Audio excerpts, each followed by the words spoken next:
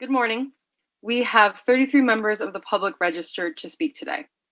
The first 30 minutes of public comment will be delivered at the board meeting, and the remainder will be posted online for the public and board members on Thursday, February 18th, 2021.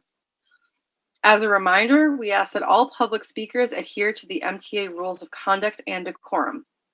I would also like to remind our public speakers that in the interest of time and fairness to all speakers, we limit everyone to 2 minutes. Please be aware that there will be a warning beep to remind you that you have 30 seconds left to conclude your remarks. Thank you for your patience and understanding throughout the virtual public comment session. The next speaker is Tony Utano.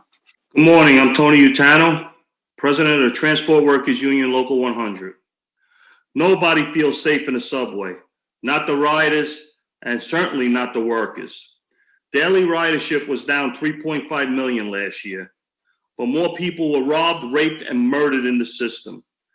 Nearly 360 people were felony assault victims. That's just 20 fewer than the year before when the trains and stations were packed. Last weekend, as you know, 2 people were killed and 2 others were nearly killed during a senseless rampage on the A line.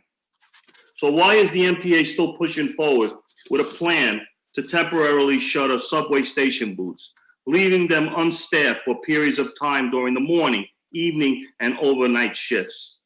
How can the possibility help the situation? Riders will be less safe and more fearful. It makes 0 sense. On one hand, you're demanding the NYPD put more uniformed police officers into the subway. We agree with that. But on the other hand, you're looking to take away uniformed station agents who provide extra sets of eyes and ears for law enforcement. Station agents call for the police and medical assistance all the time. Here's a snapshot. On February 14th, station agents called for police and EMTs because of these situations. 2 riders were assaulted at different stations. 6 riders fell, including 3 who fell from a platform to the tracks. 2 subway cleaners were being harassed and menaced. A group of 8 riders, including 2 children, was stuck in an elevator. An unattended package was left near a station exit. There also were some reports of vandalism, someone breaking into a utility room, and people who were injured just outside the station on the street level. That's just in a 24-hour period, 1 day in the subway. We have joined with you in calling for more police officers.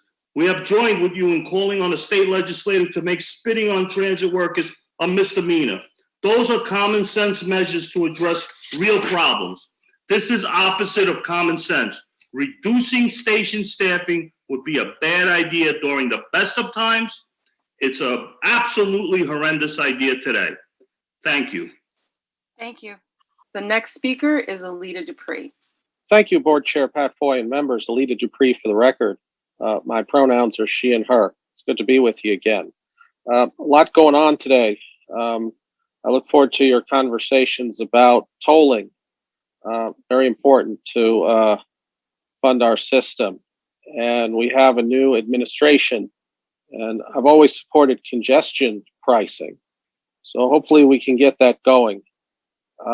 I submit to you that capital work is absolutely important, especially with ADA improvements, because I advocate for a full participation on the system. So we don't want to sacrifice ADA work for capital, for operating. And I do think the Second Avenue subway needs to be done because we've already done a lot of work on it. Those tunnels have been vacated for a long time. I still think also we should look at more efficient ways of managing our fare, because equity is not about hanging to the things and methods of the past, but ensuring inclusion in the improvements that the future has to offer. So I look forward to getting back to the system and using Omni and getting an Omni card and an Omni app, because I told you about my damaged MetroCard story.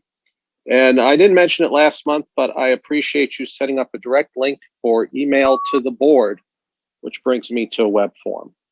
So lastly, Can never have enough subway in one's life. It's legendary. I'm looking forward to being back on this system that is historic and legendary. And can't ever get enough of Grand Central Terminal. The past and the future are all relevant. Let's be mindful of history and tradition and never be a relic, but always be relevant. Thank you. The next speaker is Kevin Zhang. Hello, good afternoon to Petfoy. My name is Kevin Zhang. So I want to mention about COVID started since I scared the subway during the pandemic, but on the D train and all lines and buses, I want to get rid of all the scary people instead, but we need to add the security cameras and police will be on the train cars if it has the mask on it, but during the pandemic started. However, it was canceled because of the COVID situation of the broken bus redesign will be on hold and adding trains of buses and restored by the time during the pandemic. Once after ends, the all boroughs redesign bus will resume after pandemic ends once they're vaccinated for everybody, people for that. So, and the final ones is the ban travel. It needs to has the virus in the other country. If it has the virus, like for example, in New York, we should suspend all the commuter rails, as well as the LIRR. Thank you and have a nice day. Thank you. The next speaker is Yuki Endo. Thank you, MTA, for increasing the alternative police on the New York City subway station platform, but should also increase the student on the railway platform, as well as along with the MTA police, also with other law enforcement agencies to increase patrol at the long both long and radio networks, including long and radio mainline community. The other essential business along mainland are not only hardened by pandemic, but the refusal of the long and radio to provide a shuttle bus during the weekend shutdown of no train service, especially in all the Cardi Place, West by Hicks. I am arguing all NT long and radio CC members to ride the night bus N22 and 24 bus between Hicks and Order, along with the new store long and reporter to see how night bus does not yet have long and radio commuter. Also, the shuttle bus are badly needed for Hicks Photo Park is Eastern Photo Park because it is not fair at the other branches get shuttle buses. And mainline digital shuttle buses in March 2021. Also, Eagle should be expand to Jonica and the Bronx to check on the NT Nice and Bayline buses. Thank you. The next speaker is Jason Anthony. Greetings, MTA board from Bessemer, Alabama. Jason Anthony, the now former vice president of Passengers United and now social media member of the Congress of Essential Workers. This month, I want to address an incident that I witnessed on 14th Street on the 8th Avenue line this past week.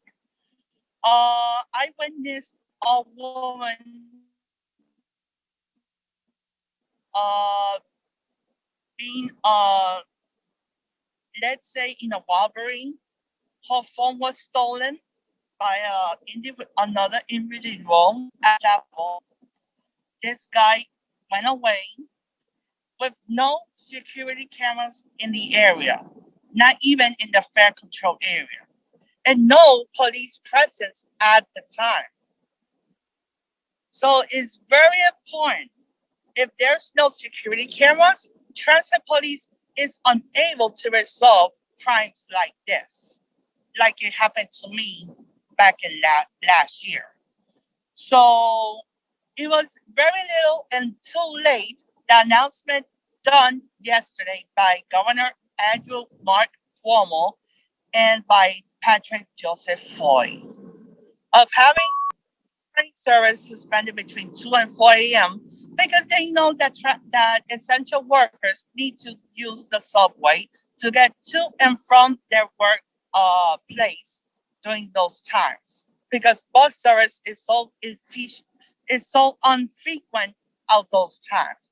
So we're gonna continue this discussion next month. And that's all I have to say from Bemerser, Alabama for this month. Thank you. The next speaker is Lucas Wolpick.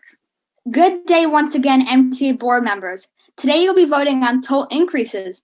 I believe that you should increase the tolls as much as possible because of the increased road traffic.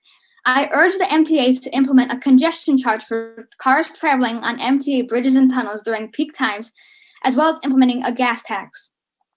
I also propose that once ridership returns, we implement a slightly higher fare for New York City Transit during peak times. For example, if you tap in between 6 a.m. and 10 a.m. on a weekday, you should pay a slightly higher fare, such as 25 cents more. If you transfer during peak times, you would be charged an extra 25 cents. Travels Far was a great way to commemorate the essential workers that we have lost due to the pandemic. Once again, the committee books were posted late. I understand that the board meeting is on Thursday instead of Wednesday, but I still think that the committee books should have been posted on Friday like they usually are. I am very happy with the switch to a 2 to 4 a.m. subway closure instead of the 1 to 5 a.m. subway closure. Also, I noticed that the fare evasion is much higher than it was in 2019. We need to come up with creative solutions to solve this problem. According to the committee books, the MTA lost $36 million because of subway fare evasion and $33 million because of bus fare evasion in the fourth quarter of 2020. Every dollar counts during this financial crisis. I would like to mention that the Long Island Railroad and Metro North train time apps have very different designs. I prefer the design of the Long Island Railroad app and think that the Metro North app should have the exact same design as the Long Island Railroad app. The next speaker is Andy Quito. Hey, good afternoon. It's me, Andy Quito, and I'm here to talk about the recent attacks that have been happening on the subways, the two murders that happened this past weekend, Valentine's weekend. This is more confirmed that we need more. We need at least 1,000 police, and not even more. We're gonna need at least 2,000 cops in the system, and also more, at least 1,000 social workers to get, for the mentally ill and to get the help they need. Because people like me, writers, don't feel safe anymore, and I'm glad that everybody's getting involved. The media is getting involved in demanding answers, and like police, they should not be like hiding in the back room or checking bags like I saw in Jamaica Center this morning. The police were just sitting there checking bags. Meanwhile, I saw people that were, opening the emergency exit and opening the door for a mentally ill person can go into the subway. And he was causing problems on my E-train that I was on this morning because he was riding between cars. So I had to report it. And they ended up searching the train at Roosevelt Avenue, but there was nobody there. So that's why we need cops on the stations, the mezzanine, in all the trains, walking back and forth during the entire route. Doesn't matter, because us riders don't feel safe, and we're requesting, us advocates are requesting for more cops. All right, more cops. They should not be sitting in their vans checking bags. They need to be being proactive and keeping us safe whenever we had to go. That's all I gotta say. Hopefully you guys do the right thing and keep us safe. We need cops because it's getting really dangerous down there. Thank you so much for your time. The next speaker is Charlton D'Souza. Good morning. My name is Charlton D'Souza, and I'm the president of Passengers United. And I was outraged about the two victims who died on the subway. This did not need to happen. And as you guys know, at every MTA board meeting for the last 3 or 4 years, Passengers United has been saying we needed more police. Well, now there's 500 cops on the subway, but guess what the cops are doing? They're hiding in employee break rooms. They're hiding inside their police vans. They're drinking coffee, playing with their cell phones, and they're sitting at tables, 7 police officers at one table checking bags. This is not the way to do a police deployment. They need to be riding between the subway cars, eyeballing people, taking people off the subway cars who do not have masks. And, Passengers United is very proud because we supported the 500 police officers in the very beginning, unlike another organization, Riders Alliance. So they did not support that, but we did. And I feel that not only do we need to bring the police staffing level back at 3,000, but we also need 400 social workers in the subway system, because police officers are telling me it's taking 45 minutes just to take one homeless individual out of the subway system to convince them, to get into a shelter. So we need 400 social workers. We also need community volunteers in the subway overnight and throughout the day, checking on the homeless, taking their temperature. In fact, I think that there should be a program to give all the homeless vaccinations, the COVID-19 vaccinations. We need to be flooding the system, giving them masks, making sure they're safe. And also we need more drop-in facilities in New York City. We need places, for them to get that one-on-one intervention. Thank you so much. Thank you. The next speaker is Iman Ramawi. Thank you for the opportunity to speak. My name is Iman Ramawi, and I'm the Access Ride coordinator and organizer in the Disability Justice Program at New York Lawyers for the Public Interest. As President Feinberg knows, the disability community is very upset that the MTA has again started charging fares on Access-a-Ride.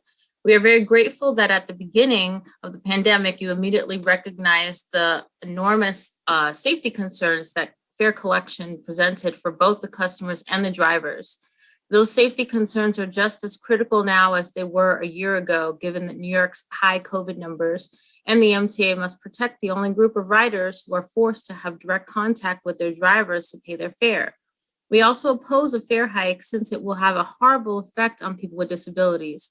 I remember what it was like living on a fixed income with the measly Social Security income and how I had to budget myself with emergencies often popping up. Oftentimes, I couldn't even afford to take Access-a-Ride because I ran out of money. Adding even 25 cents to the fare will make it extremely difficult for people, and you may even see a drop in ridership, especially during COVID. Finally, as you know, ARG has been attending MTA board meetings since we started in 2016. While we appreciate that meetings are still being held during COVID and that public comments are still being received, we notice that elected officials are frequently pushed to the front of the line while the community members are pushed to the back. This means the public comments only commence after the 30-minute mark, and then they have no part in the live feed that appears to the MTA. We ask that you put the community of riders first and then move on to elected officials. Alternatively, we ask you to extend the 30-minute period for the public comments to allow those who registered the opportunity to air their questions during the live feed. Thank you. The next speaker is Lisa Daglian. Greetings, I'm Lisa Daglian, Executive Director of the Permanent Citizens Advisory Committee to the MTA, PCAC. Crime underground is first and foremost on riders' minds. The horrific stabbings over the weekend were the culmination of months of attacks that are putting us all on edge. We support the call for more police, for people to be able to call 311 from the system, more cameras underground, harsher penalties for crimes against transit workers, and the concurrent need for more mental health services and housing. For riders to come back to transit, they must feel and be safe. We need to hear from the transit police on a regular basis about crime and their tactics. Police should be deployed based on data and need. That's just one critical thing that's been lost in the year without committee meetings. It's time to bring them back, along with same-day testimony. It's also time for the governor to stop raiding MTA funds. We'll continue to be by your side as you advocate for much-needed federal aid. But it's hard to make the case when so-called dedicated funds are being picked from the lockbox, as in the exec budget. It's hard to beseech the feds to move quickly on congestion pricing when its component parts, i.e. internet sales tax, are being redirected to the state's general fund. The state's raid on MTA funds will deprive riders of services and improvements and may hasten fare hikes. MTA does not stand for ATM. Riders deserve better. There was some good news. We're 2 giant steps closer to overnight subway service with restoration of service between 1 and 2 and 4 and 5. We've been calling for this for months to allow travel during the most heavily used overnight hours. The closures have been a real burden on essential workers and more recently, people going to overnight vaccine appointments. The partial reopening will certainly help, though not solve the problem that full reopening ultimately will. We'd still like to see the metrics and milestones be used to determine if cleaning is required to the same extent. 24/7 subway service is an integral part of restarting the economy and getting on with life. But this is a sign of hope and a great start. Thank you. The next speaker is Rachel Foss. Good morning. I'm Rachel Foss, the Senior Research Analyst for reInvent Albany. We advocate for more transparent and accountable New York government, including for authorities like the MTA. Since the April 2020 state budget gave the governor the ability to withhold money from crucial state service providers like the MTA, we and other advocates have been concerned about possible raids on MTA funds. As of February 2021, we now know, as covered by the New York Daily News, that the governor plans to raid $145 million in dedicated taxes, including about $100 million from Metro Mass Transportation Operating Assistance Fund and $6.5 million from the Central Business District Trust Fund. These raids are unacceptable. The MTA faces the largest financial crisis in its history and has been repeatedly downgraded by bond raiders. Raids of transit dedicated funds are a backdoor tax on MTA riders, paid in the form of fare hikes and service cuts. Raiding dedicated taxes breaks trust with the public who pay these taxes with the understanding that they will fund transit service, not prop up the state's general fund. Raids also undermine the MTA's credit rating by creating uncertainty about whether dedicated funds are truly dedicated and reliable. Notably, the proposed fare and toll increases were projected to bring in about $148 million for the MTA, nearly the same as the state raid. The legislature must reject this $145 million raid on MTA dedicated funds.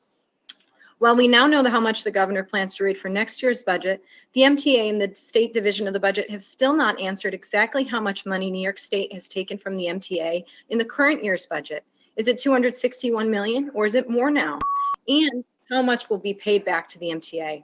This is because the MTA rebaselined its budget in 2020 and is with McKinsey's information, moving the goalposts on how much state money it says it will receive. This has obfuscated the amount of money taken by the state from the MTA. In response to questioning on this issue, CFO Bob Ferran said to the legislature that the MTA would be receiving more money than we had in our budget. This is basically like an employer taking money from your paycheck and then at the end of the year paying some of it back and calling it a bonus. The net effect is less money for MTA riders, with the state rating the MTA's dedicated funds for its general operating expenses. We therefore ask the MTA to show riders exactly how much money New York State owes from the MTA from the money taken in 2020, and again ask for the raids to be rejected by the state legislature. Thank you for your consideration. The next speaker is Marie Bowden. I'm interested in safety, both safety for the driver and the pedestrian. I've been interested in the bridges and tunnels for a while, and I subscribe to the notification system where I get a notification from the bridges and tunnel, first with the facility and then with a short piece of information about what's going on. It's practically in real time. Very helpful. I've been doing all of the facilities to see just what kind of information they provide, and it's been excellent. And so I went to the section and I signed up for the elevator announcements, and it tells me which elevator is down for service, when it's expected to be back, and when it is back. Now, that notification system is excellent, and I compliment the MTA. Beyond that, I didn't expect to be here. I'm getting a little old at this, but I'm looking forward to coming back to the meetings and standing at that podium and greeting you personally.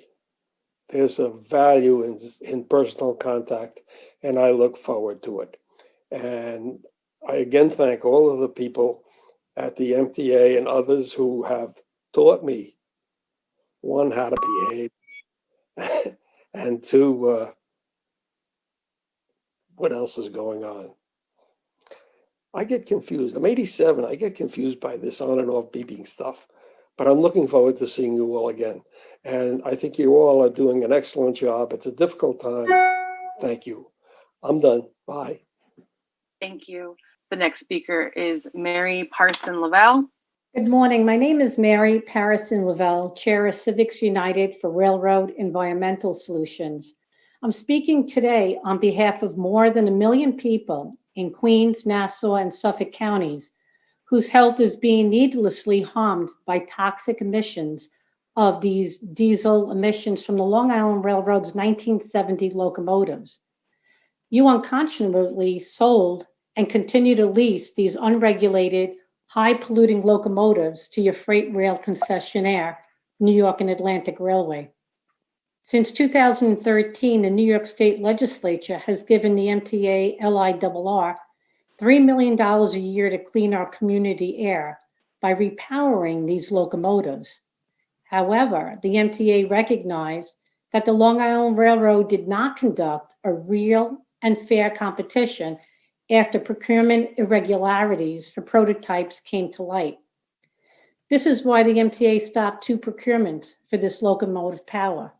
And recently, MTA was reported to have taken away Long Island Railroad's control over capital projects. You should have almost $20 million in hand in the controller's contract number DR 36644 to complete this project and take away 95% of this pollution from the air our families are breathing. The New York and Atlantic Railway doesn't need brand new locomotives. You can complete this project by repowering the MP15s for about $1.9 million each. New York, New Jersey Rail already did this type of cost-efficient Tier 4 switcher repower project in 2015, as have other railroads. Now that the MTA construction and development procurement is in the driver's seat, please complete this project by releasing an RFP for a Tier 4 switcher repower of MP15s. Thank you and have a great day. The next speaker is Andy Pollock. Good morning, Chairman Foy and members of the board. I'm Andy Pollock. I'm a member of Passengers United. First of all, I am pleased to hear the announcement that starting this upcoming Monday on the 22nd, if I am correct, just double checking. Yep. Overnight subway service is going to be only from, the suspension will be from 2 a.m. to 4 a.m., which is good because we have historical numbers to prove that 4 a.m. has the highest amount of overnight riders in the entire system. Second, today is the most anticipated toll hike vote. So I'm looking forward to hearing the debate from the board members this morning and going into the afternoon. Thirdly, I'm very disturbed to hear about the incidents that happened on the A line over President's Day weekend. Very heartbreaking incidents. 2 of the victims were homeless people. Thoughts and prayers for everyone involved, but safety has got to improve. I'm in complete agreement on that. We're facing a very rough time in our city's history, of course, with this crime wave. So let's see what happens with the 500 additional officers that were first proposed back in 2019. It's been a 2-year battle, but it seems they have finally have come. So let's see how it happens on that end. And lastly, last month I noticed there were two other public speakers who didn't get a chance to speak. I will mention that New Jersey Transit had 75 members of the public who all got to speak to Kevin Corbett. So the rules have got to start changing, maybe even increase the time limit to 3 minutes. So one more point, please release the board materials on Fridays. It should be a standard because it's ridiculous. We should have been able to get the materials way before. Excuse me for a second. My time is up.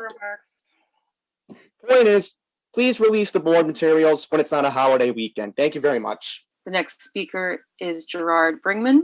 Good day. I'm Gerard Bringman, Chair of the Long Island Railroad Commuter Council. Even before the horrible events over the past weekend, I had planned to speak about the MTA's homeless problem. Today, my call for action is even more urgent. Managing the homeless population shouldn't be the MTA's problem, but it is de facto. For months, I've been hearing from my fellow commuters that they're seeing a growing number of homeless individuals in Penn Station and on stations out on Long Island, with an increase in aggressive panhandling. They don't feel safe. That feeling extends when they get into the subways, and I see the same on my daily commute. At our council meeting last week, we heard from the director of the MTA's homeless program office. She explained how she and her staff person collaborate with the various police and the BRC and SUS, the two contractors who provide services to homeless in New York City and on Long Island. While we appreciate these efforts, the problem remains. Last June, an IG audit found deficiencies in the MTA's homeless outreach activities. So we have questions. What is the MTA doing to correct them? What kind of resources is the MTA dedicating? And most importantly, what are the city and state doing to support these efforts? It's time for a full court press on an ongoing basis to get these unfortunate people the help they need and a safe place to stay. The status quo is not okay. Penn Station and our stations on Long Island are not, nor they should be, homeless shelters. Thank you. The next speaker will be Isabella Reichenbach. Hi, can you hear me? Yes, you can begin when you're ready. My name is Isabella Reichenbach, and I'm a high school student in Manhattan, New York. I'm calling because I'm concerned about the safety in the New York City subway platforms. According to the MTA, in 2020, 158 people fell on the train tracks and 58 of them died. Although there are no statistics for 2021 yet, there seems to be a rise in the number of people being pushed from the subway platforms. I have read that the MTA has contemplated the installation of sliding glass doors on New York City platforms in the past, but has chosen not to move forward because of the project's high cost. In São Paulo, Brazil, the city overcame this challenge by installing guardrails on the older train platforms, which are less costly and still efficient in accident and homicide prevention. That same guardrail system used in Brazil is used in New York City today to prevent people from falling off of subway staircases. If we're able to protect people when going down the stairs, why can't we protect them from a more lethal fall into the tracks? New York City has one of the best subway systems in the world, but we need change. I'm asking you to please consider adding protection to the subway platform. Nobody should be afraid of riding our train. Thank you. The next speaker is CN. Locking up mentally ill people for longer amounts of time will not stop attacks on transit workers.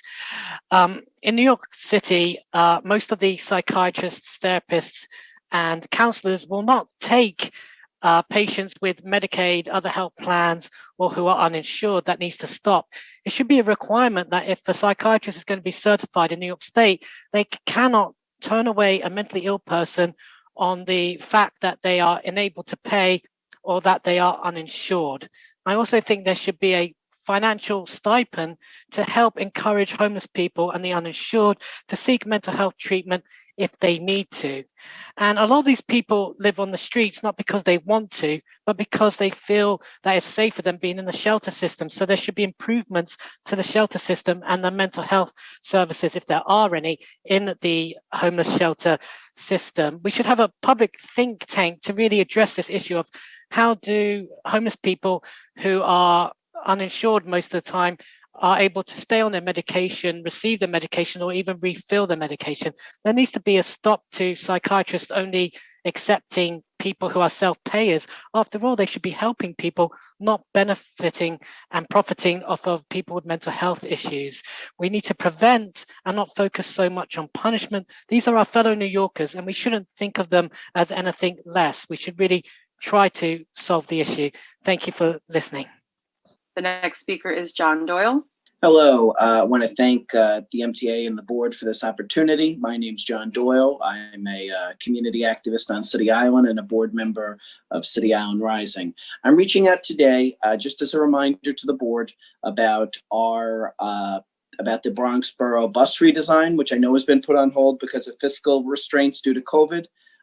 Just want to remind you guys that as a result of the Bronx Borough bus design plan, the City Island community was promised 24/7 bus service. Over the past 7 years, the City Island community has rallied and organized for better bus service to serve our residents, our workers, and our visitors. This is a 24/7 city We are part of the city, and we demand 24/7 bus service. We've submitted almost 800 signatures to further this. Over 250 complaints about inadequate bus service we have now, and over 150 emails over the years. We've hosted 2 meetings within the community with MTA representatives, and we've attended the Bronx Borough Bus Redesign Plan as it has been ongoing. A 24/7 bus service would help first responders. It would also help essential workers get to their jobs, service industry workers return home after a late shift, and people at non-traditional hours commute to and from their destination. I would also be remiss if I didn't bring up the fact that restaurant workers are often traveling late at night to poorly illuminated Pelham Bay Park on their bicycles after a long day of work. This isn't a choice that they make. They are forced to do this because there is no public transit option available to them. So this is really something that people, are endangered by not having. Thank you. The next speaker is Omar Vera. Greetings. Happy New Year, everyone. I'm here to comment on a couple of things. First, thank you so much for at least limiting the late night shutdown from 1 to 5 to 2 to 4. So instead of 4 hours, it's just 2 hours. It's a step in the right direction, and soon enough, we'll be back to 24/7 subway service soon enough. We need to just get through this pandemic and defeat it once and for all. And thanks to the Biden administration's secure new deal with Pfizer, we're closer to that goal. Second, I urge the MTA to reject this vote regarding fare and toll changes. We do this every 2 years since when? 08, 09, around there. And it's ridiculous. So the subway fare, if anything, needs to be back down to $2, as I've said repeatedly over time, because $2 is basically the reasonable price for basically base fare for anything. And the same should go for the other fare features. Now, I do appreciate that Omni has finally been implemented on all the subway stops, and I believe most, if not all, the buses. I could be wrong. Just please correct me on that one. But yes, and last but not least, we express our condolences to the victims, to the families of the victims of that stabbing spree that occurred on the A line over the weekend. Seriously, should not have occurred. I don't know how this happened, but it was definitely the right call for the MTA to get more cops on the subway in order to fight crime. We need that. And contrary to what's the misguided opinions of what some groups have said, but like I said, we need law and order. Oh, last but not least, thanks for LAR finally has Moynihan Terminal on the new year. Congratulations to the LAR and to Amtrak. And with that, I'm off. Hopefully, I can see you all soon enough in person because, like I said, remote's fine, but like I said, it's been a little too long since we've all seen each other in person at MTA HQ. So hopefully, we'll see each other soon. Thank you and have a good one. The next speaker is Norm Miller. Good day, MTA board. There's some few things I want to discuss real quick. First of all, about the crime that happened along the A line on both ends of the terminal this past weekend. It was very horrendous and very disgusting, and it should never happen on NYCT grounds. If we had more police presence, and also if we have politicians that doesn't take these types of things lightly. I was horrendous and outraged about what happened last weekend, and I was also outraged about what happened with the subway incident that killed an MTA train operator as well as injury to 16 other people back in March. And an arrest came about nearly 9 months later, which should have never happened when all the evidence is there and things of that nature. But anyways, there's some things I want to talk about. Along Merrick Boulevard, I have a bus lane that stretches out along Merrick Boulevard between Springfield Boulevard and Hillside Avenue, which is very nice to increase up the bus speeds by up to 20-30%. And another thing, right? When are you guys going to get to work on reconstructing the Jamaica Depot? Because this has been a going on project at least sometime mid around the decade in the previous year, but nothing has been done yet. I expect to have more land and more spaces as we expect to get new buses in the new upcoming order as soon as we get more money and more funding from the new administration. Thank goodness for that. And also with the Omni system, right? We all know about the fare payment for the subways and the regular buses, right? But what about the SES buses? Will it have the same regular fare payment style, like we use for the MetroCard when you like put your MetroCard in the machine and and the receipt comes out. Well, that's the same thing be done with Omni, and also with the Omni system. Since we're getting the Omni cards and the Metro cards will be obsolete for 2 years, right? I I'll make this real quick. I totally recommend that we should bring back the 1 day unlimited Metro card, 1 day unlimited rides. Thank you very much. God bless and have a great day. Thank you for your time.